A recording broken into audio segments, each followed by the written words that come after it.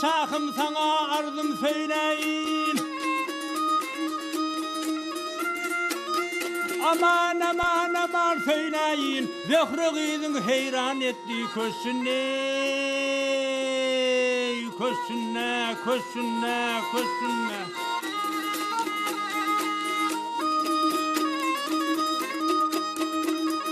Tahir gelmiş bugün kimden gidileyin. Hırıdarın gözü gördü. Köşünne, köşünne. Yar bilin söhbet kurab zöhrecan. Rakipler mekrinden isteyip aman ey.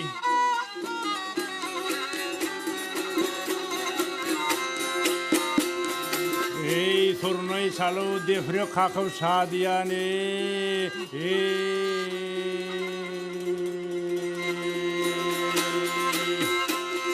Dokuz gündür doğuran kırdı köşünde.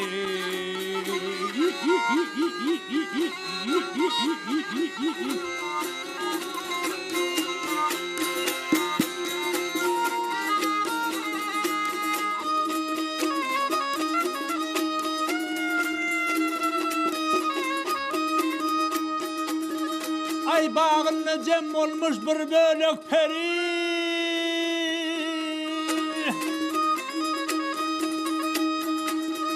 Aman aman aman bir peri sevdüğüne romalatır ol biri,